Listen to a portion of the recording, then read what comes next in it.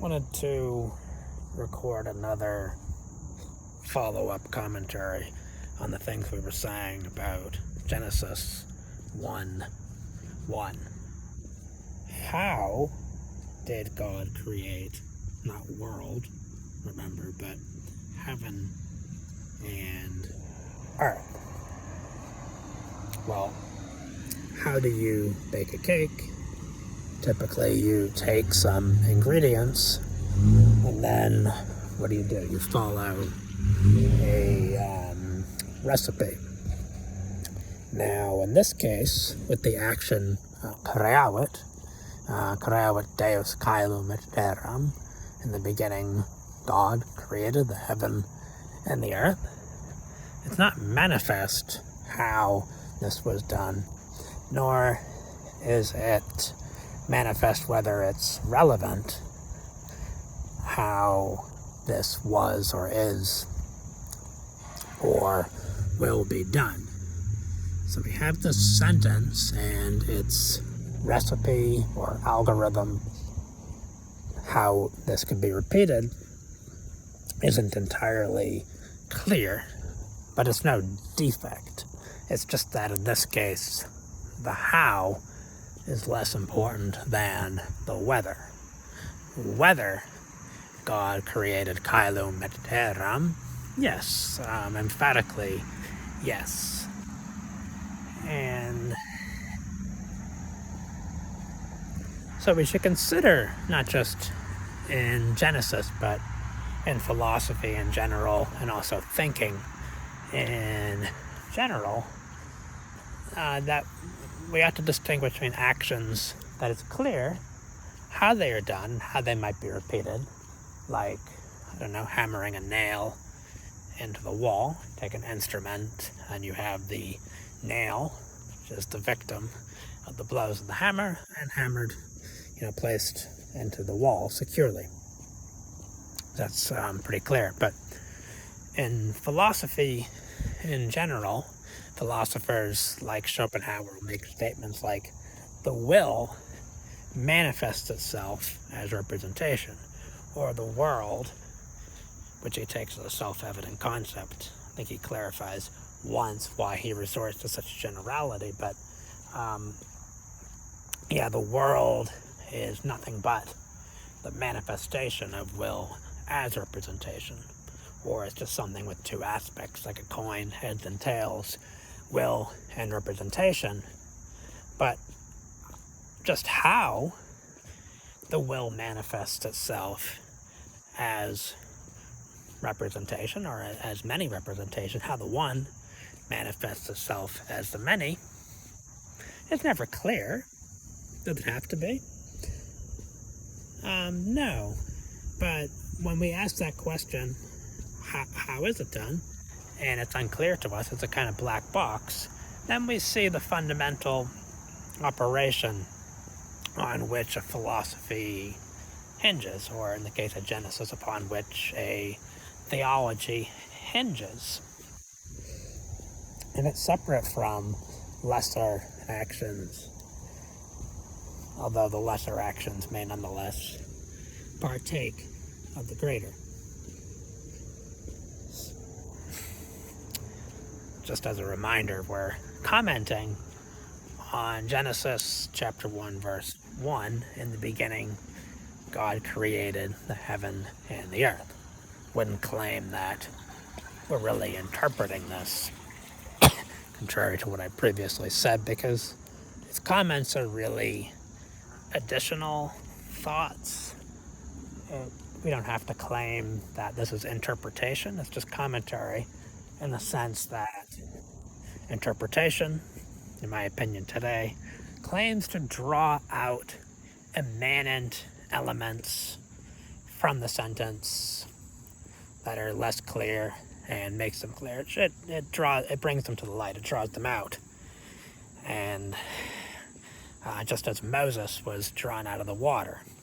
So you could say that interpretation is therefore Mosaic, and that it's drawn out, and that the abandoned child was truly in the river, whereas commentary is more so in addition, Zusatz in German, or dazu.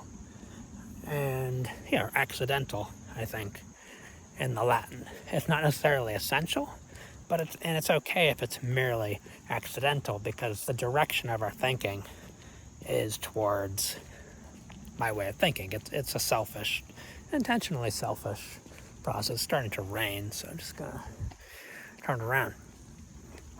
But yeah, commentary is more like Joseph. He adds, if we're going to play along with this etymological game.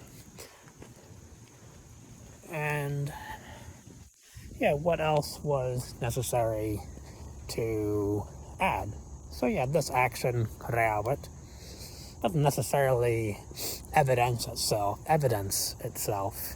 in how it's done, because it creates the conditions in which, under which, with which, through which, who knows, all other actions are done, unless the action in the creation could also partake of the creation again.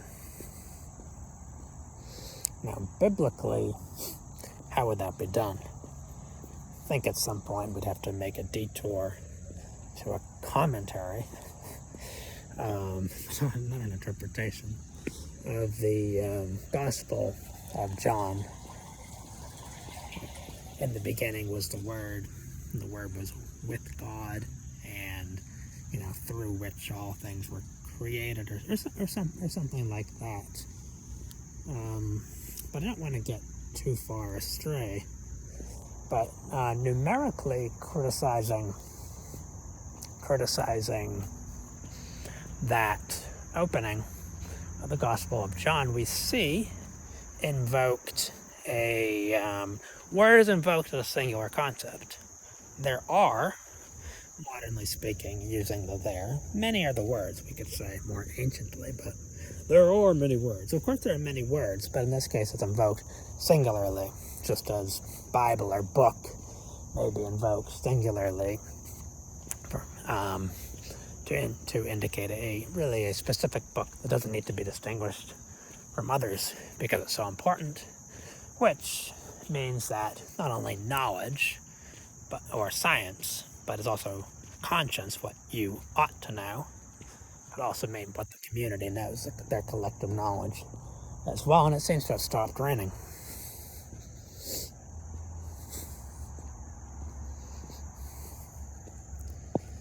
And this is kind of how I'm talking anyway, just going back and forth in a kind of Ouroboros and whatever, but maybe breaking out, unbinding myself from the relations that condemn me to fruitlessly repeat.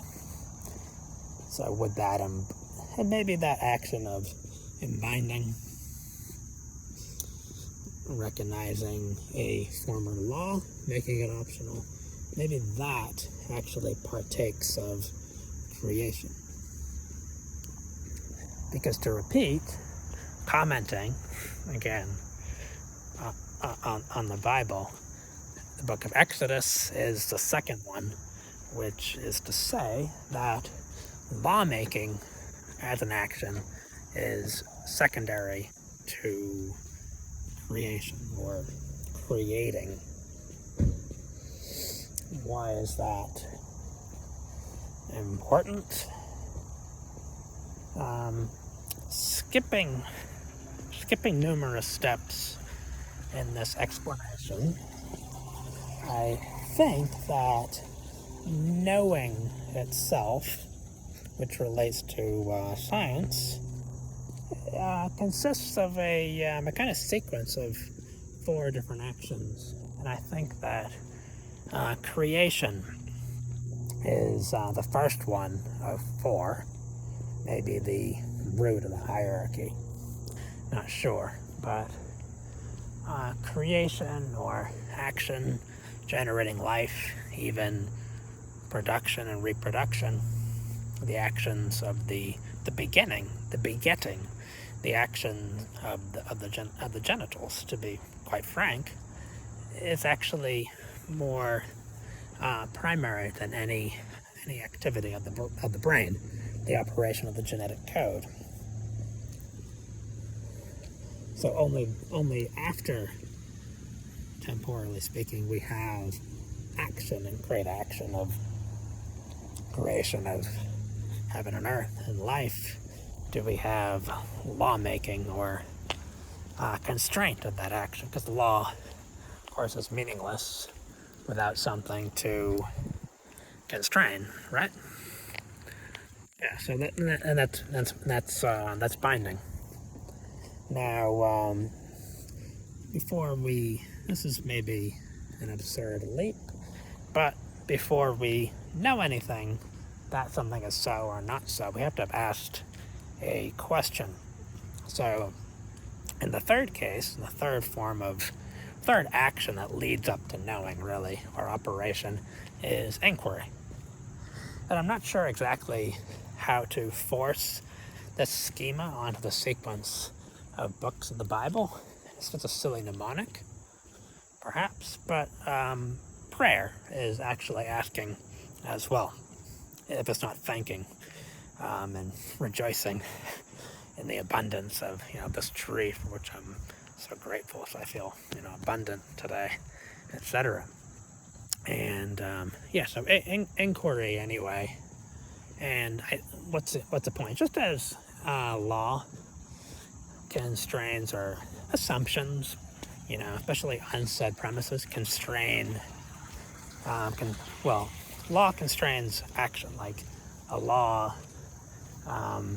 that you may not eat that fruit constrains action. In civil society, laws may be written against homicide, for example. So it's in punishments annexed there too, to dissuade that action. Now, the set of laws, of course, for whatever reason originally added, also constrain the set of questions that may arise, that you may say, that may arise in consciousness, very, very poorly speaking, because we're talking about a kind of pipeline or a sequence of steps leading to knowing or being conscious anyway. But yeah, so how would, just leave it as a question. How would laws, or really valuations, assignments of good and evil, constrain the questions you could ask?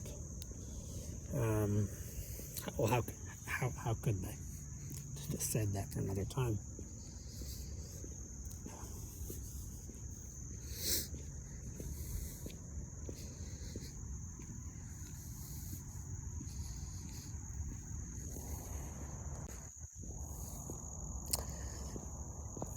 Do we really need to refer to the philosophy of Schopenhauer for a good example of an action of which is hard to talk about how it's done?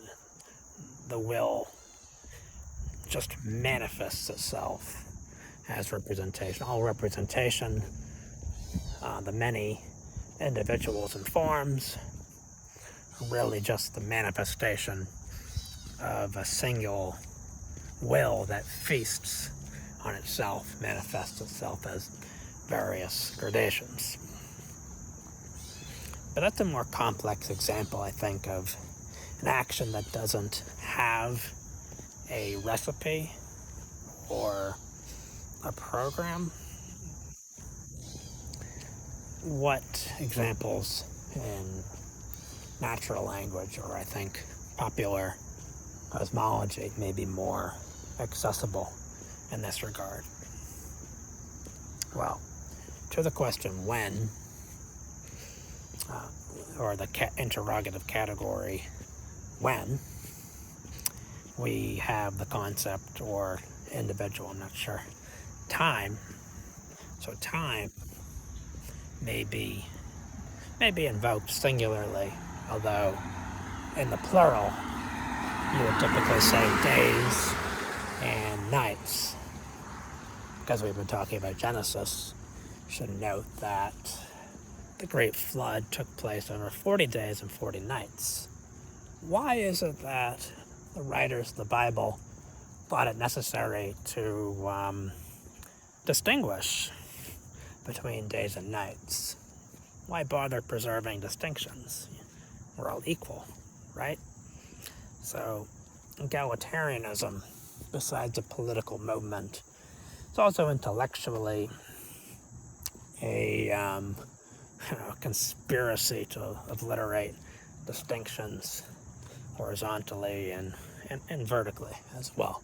Some natural distinctions of rank that were, God-given and ordained, and so on. So, and God forbid our competitors ever try to eliminate any fundamental difference. So, I'm joking. Let them. We'll just add another fundamental difference. So, I think that's the point of Nietzsche's philosophy of the Superman. Let mankind be one thing. It's no longer worth defending the difference between traditional distinctions, like between servant and lord.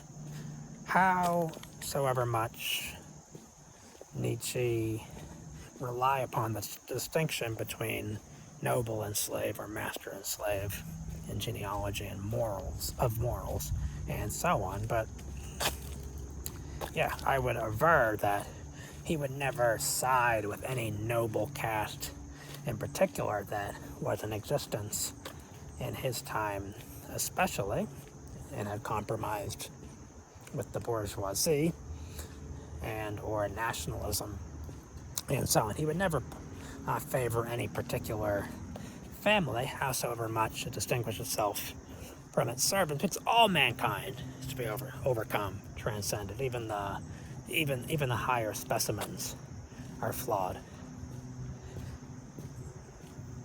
But we had another point.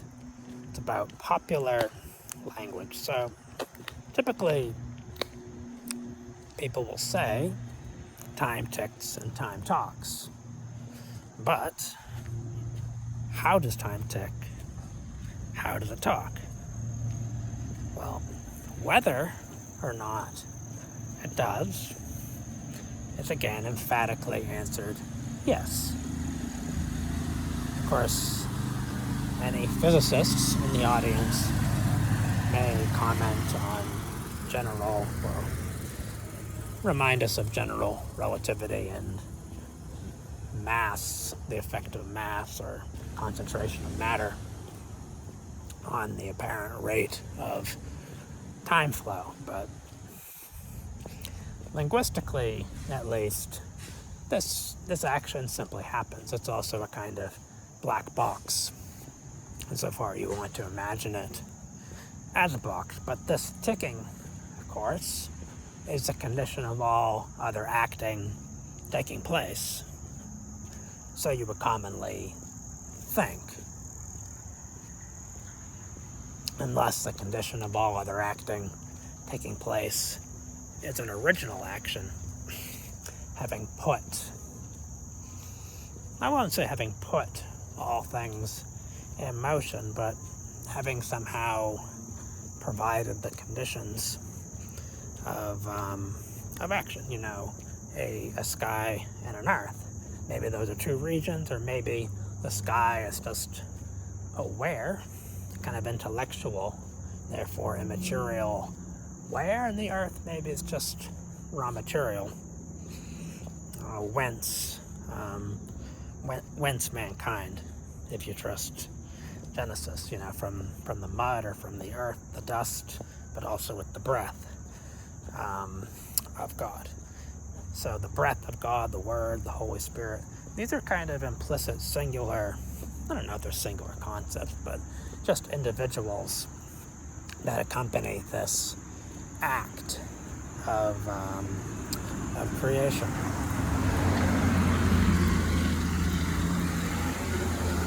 But, yeah, so the ticking of time just as a special kind of action maybe you can partake of that by breathing during meditation.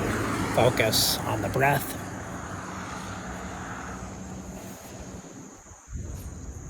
That's about it. And what should we say about a space, maybe even a volume or a field, actually independent of any material? Well, that it's absolute. What would we say about a time divorced from any dynasty or sequence of kings? Perhaps that it's absolute, not to mention that this absolute time is an innocuous ticking somehow built into the fabric of space, whatever that fabric. It's a poor attempt to refer to a juvenile thought. But about this meta-action, or these actions of which the program is unclear and maybe not to be ever given, and that such actions actually condition programmable actions. So what to say about that kind of action? I would call it actually absolute action, because it's absolute from. What is it absolute from? From what solute is it away from? I think a program or an obvious recipe, set of instructions to reproduce, to redo, in fact. But also, I suppose, absolute action would be independent of all interrogative aspects. Not only how was it done, but who did it? When was it done? Where? From what? And so on. Now, the problem with this thought, if we're going to advocate consequent monotheism, is that no action can really be absolute from who, insofar as God is an original cause of all their actions and effects. But I'd actually like to think about it differently, and I propose this for neo-theology, which kind of abuses the Bible for linguistic researches with an aim to, I don't know, uncover a kind of artificial intelligence that's useful for the protocol of human-machine interaction, to produce a kind of third beyond that too. Not to prefer man or machine or defend the soul, or what's internal versus external, as those spatial distinctions had to be used to determine all value whatsoever. So say you're a romantic and defending internal versus external. You're still trading in the currency of the spatialist scientists. So what are you doing? You're co-valuing, you're co-judging, you're judging as they judge, who are dominant over you and produce better results and empowerment. And then I think rockets will annihilate poems any day, unfortunately. What were we even saying? So we're just introducing this idea of absolute action or absolute motion, not motion in the universe, as though we're necessary for category where to have an absolute individual or a singleton concept universe, for example. So we can conceive, actually, there are two things to say. We can conceive of motion, not necessarily out of space, but just not of which the spatial aspect isn't entirely critical. Now, to accompany this thought, we could say that, well, the Mona Lisa would be an impressive painting, wheresoever it is, whether it's in the Louvre or, I don't know, some other museum, the Uffizi or the MFA in Boston, and so on. Equally impressive. Which reminds of another declaration in the juvenile thought that art is a thing in no space.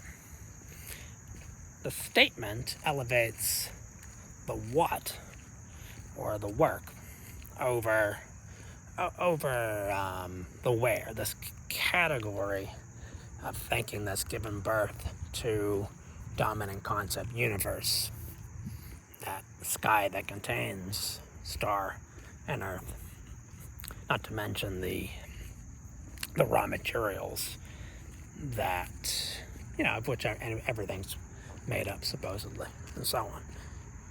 So anyway, so we're talking about absolute action or absolute motion, coining possible absolute concepts, whether they're single or many. I don't know how to comment on them numerically, but I just want to say that we can make leaps beyond Newton's innovations of absolute space and absolute time as we consider other interrogative aspects, like how much. So typically capital or power, in Nietzsche's terms. These aren't, totally equivalent concepts. Capital for Marx, or just for any thinker who's founding a business. Capital and how it operates. And you see capital flows through countries, economies, leading to setting up of stock exchanges. Who buys, who sells, doesn't really matter that much. These assets are fluid. They're liquid. They're always in motion every day. So at a critical mass, the individual authors of this motion are obliterated in a kind of macro flow. But getting back to Genesis, I'd like to explore the possibility that the action, the creating, is therefore more important than its fictitious or alleged author, dare I speak so atheistly. And I will. But I could then speak theistically. So the action is really God, and an author or a paternal father is a kind of human construct or an exoteric construct to represent what's harder to understand or esoteric. So it's just action. And why so much do we care about that? We're just we're saying that the whole sentence then is more important than any of its interrogative categories. We're constantly asking about these parts of speech or linguistic concepts, which is worth more than the other. This is, 5 points, like a rook in chess, but a queen, that's worth 9 points, or pawns, in fact. So we're just assuming some metric, be it pawns or something else that's abstract, as a yardstick of value. So in this analysis, we're constantly asking how much. So you may even say, for this new culture, which is beyond modern, I can't say postmodern, and that would also be a temporal way of speaking. Maybe the beyond is as well, that we express what's good by post or by now or by current, and what's bad by what was formerly. And so we don't want to make implicit value judgments between two different things by saying one's up to date, one's out of date, and so on. And I'm going to have to get out of the rain, but so maybe we're proposing, anyway, a culture for which, or whose interrogative constitution or portfolio says that actually the interrogative category, how much, not whether, not where, not what, not when, for example, actually has the most value, or the most how much, because we have to be mindful of that when we're comparing where and what. So the interrogative constitution seems to constrain, but not necessarily dictate, but it seems to constrain the thought flow of a culture as it produces wisdom or science to guide it in its enterprise, whether it's the building of ballistas or little fortresses, to the forging of cannon and eventually rockets, which can be shot to the moon. But one final reflection on that. The results are great in terms of military armament, of a general physics of motion of any material through space, because all spaces are fundamentally the same, can represent them by Cartesian coordinate systems, and so on. But repeating another juvenile thought, I'd like to say, well, what about the minds that created these systems? What about these aperçus, or brief moments of insight, eureka? So could we actually move away from this kind of spatial primary, where primary, universal, spatially universal way of thinking of physics and its armaments, to actually make the minds in general that conceive these insights? And yeah, so what to say about that? Rather than trying to solve a problem directly, make a mind that can solve it. Of course, that involves a different kind of making or indirect cultivation of the brain, or of thinking, maybe a new language that's both natural, artificial, at the flexibility of natural language, but the power of programming.